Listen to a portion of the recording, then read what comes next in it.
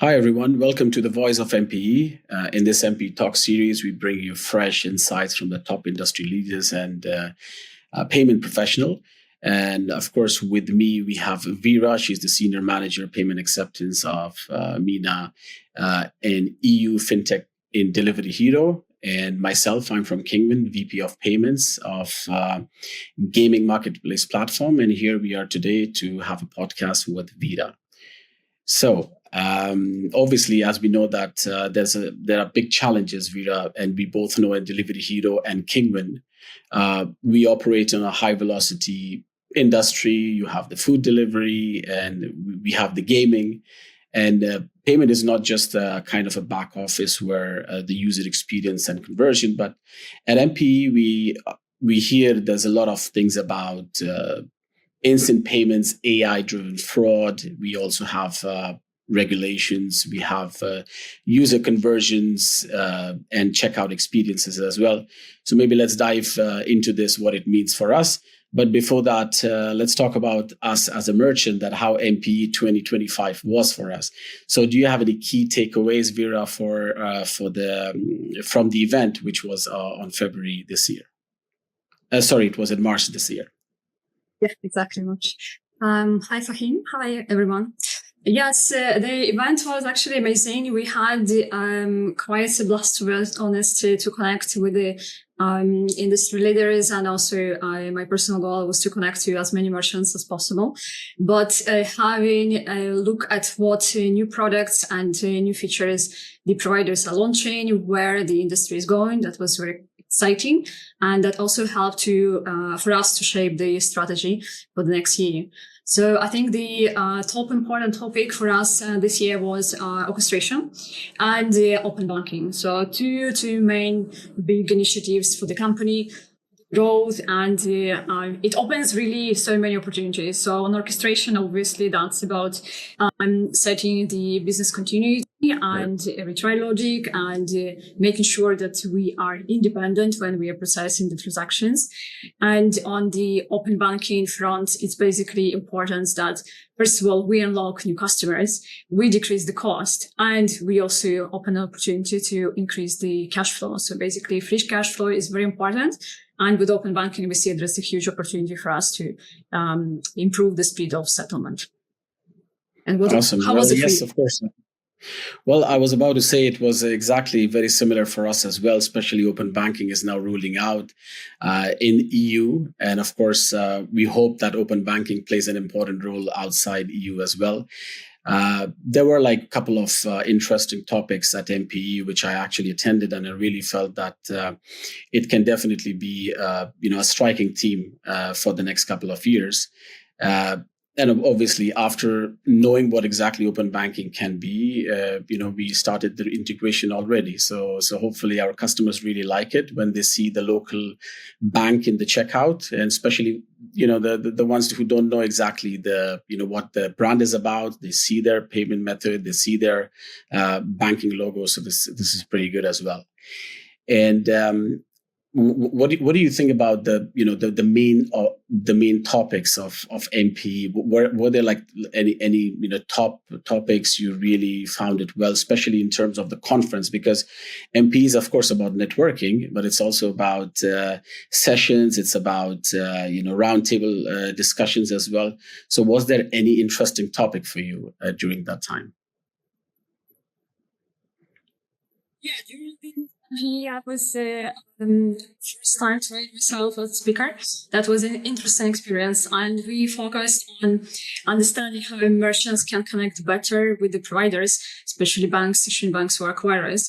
And that was like one of the big topics. I think that also was very important.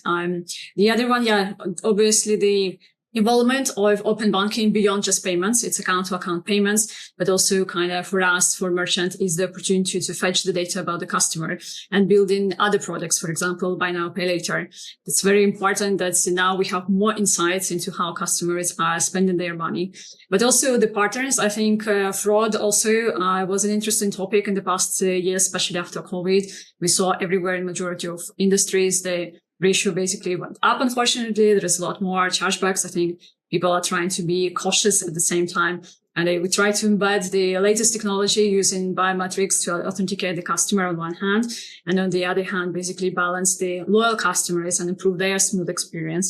But yeah, I think the other one was exactly the fraud, the partners, and their communication between merchants and acquirers. Awesome.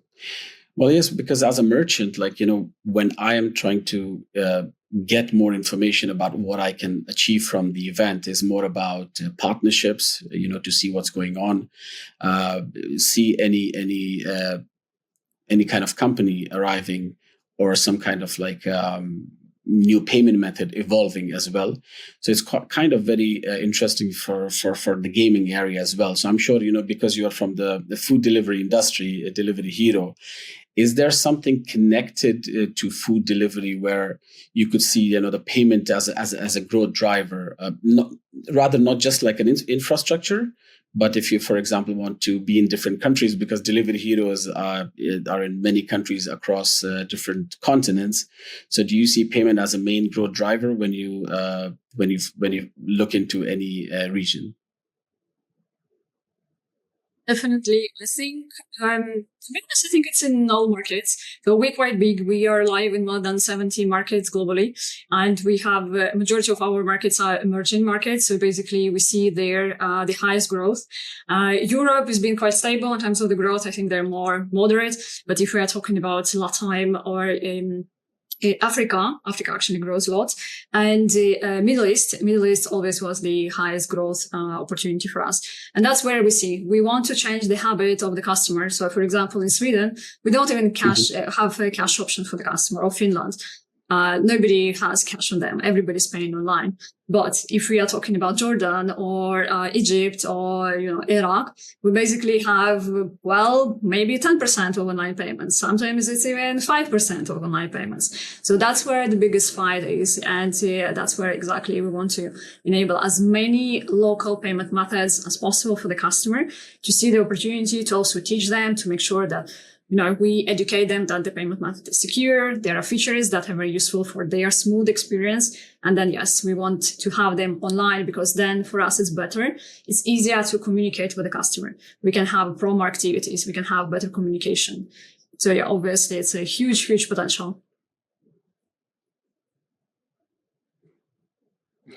Yeah, of course. I mean, different region is different one. But we also, as a king, when we want to expand in different countries, the first thing we want to see is the payment. And obviously, we need to also, have a cooperation with the local payment provider. Sometimes it's very, it takes a long time to have that kind of cooperation, and sometimes also settlement takes time. So that's where we would like to see, what currencies we should exchange in, and how are you in terms of settlement when it comes to a local merchant and a local customer? Are you able to settle them instantly, or is it something maybe open banking is somehow helping you on the payout side? Payout side for us, it's quite simple at the moment. And it's true, yes, there are options. So for us, majority of customers are just end users trying to purchase. And then on the other hand, we have payouts to the riders, to the people who are delivering. So for them, usually, yes, it's a wire transfer. I think online banking offers a lot of opportunities, but because we have emerging markets there, we usually have an opportunity to launch wallets that are basically helping. I think in regions like Europe, where the open banking is very well used, very well known and trusted, then yes, I think that's a better opportunity for additional growth. But yeah, for a regular customer, I think what's important for us in terms of product offering, make sure that we offer subscription, because then we guarantee the retention of the customer. And then for subscription, again, using open banking as a payment method is, fantastic. It's cheap. It's always guaranteed. Customers can reissue their card. They can lose it. There can be fraud, but bank account is basically staying there, and it's always have enough balance for the customer. So yeah, definitely. Of course, yeah, 100% agreed. So the AI, payment orchestration and the payment optimization was a strong theme at 𝗵𝗶𝗶 this year. Which one of these do you see the most impactful, for most merchant impactful for the 2025 out of these three: AI, orchestration, and payment optimization?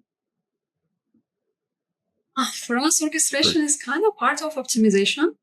Honestly, it depends, I think, where merchant is. So for us personally, orchestration was more important.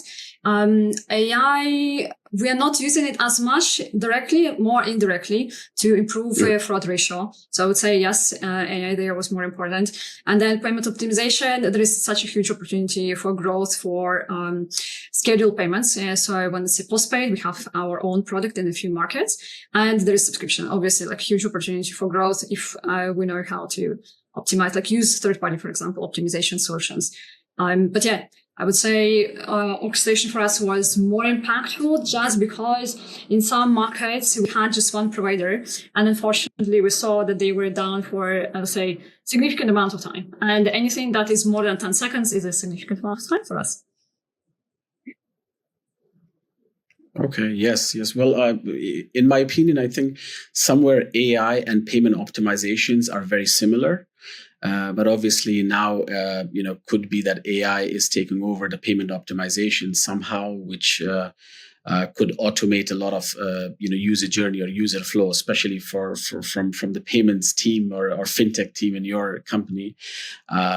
It could definitely be impactful in upcoming years as well. Of course, as Kingwin, we definitely have a lot of challenges, but what kind of top challenges do you see in Delivery Hero in upcoming months or year, or maybe in 2026? For example, it could be fraud risk, the cost of acceptance, it could be payout expectations, or it could be the user flow. So what are your biggest challenges in upcoming time? I would say from different functions, if you are saying, because we are responsible for different KPIs. One is about the cost decrease. So of course, yes, online cost is very important. It's one of the bigger challenges because we see acquirers are increasing the fees. We also know that schemes are increasing the fees, especially, for example, one of the particular scheme increasing the fees for not using network tokens for payments, and not all markets are, let's say, well versed in performance of network tokens. And then on the other hand, I would say the other bigger opportunity for us is to fight cash. So we want to make sure that we are switching as many customers to online payments as possible. Those could be, different ways to do that. It could be through education of the customers, from activities, and obviously, of course, adding payment methods that are kind of attractive for the customers, for the audience that is usually paying within our industry as well. Right. Well, at Kingwin, we balance the global expansion and localized payments and chargeback management. So, and how do you see growth versus fraud in your market? Especially, you are in many markets where the fraud rate could be higher, and of course, some of them are easy, but some of them are tough. So, how do you control those markets? Yeah, it's a very good question. Fraud is such a complex topic, generally to manage and to find ways to optimize. Because if you ask me a few months back, I would say, yeah, we are ideal in optimizing it. Our ratio is so low in all the key markets. But then, fraud attack happens, and what do you do? So I think fraud is very hard to predict or plan for the future. And what we see there, fraudsters are very smart. They try to use all the loopholes where they can find. So it's very important to also identify the most common patterns and the ways how you can protect. Obviously, yes, make sure that you're collecting the biometrics, make sure that you do authentication outside of the payment for the customer, make sure that you don't allow too frequent payments when your industry doesn't really expect that, let's say. It's not a common pattern. But fraud is very tricky. It's like a heartbeat. In 1 month, it just, it's down, and another month it's spiking again. Right.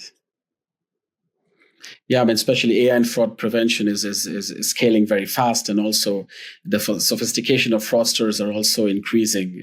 They are also coping up probably some AI technology as well. So that's something I find it completely dangerous sometimes, because if we are trying to control AI with in fraud, but it's probably there can be like anti-fraud, there can be pro-fraud. So fingers crossed for the future as well. Yeah. And of course, we have like customers, we have also sellers on our platform as well. And I'm sure you as well have it, like customer suppliers and partners. They are already expecting like instant payouts. So how do you prepare for an instant payout for, especially most of them are small businesses. So how are you on preparing for that? Yeah, I think in now industries, it works a little bit maybe different compared to usual marketplaces.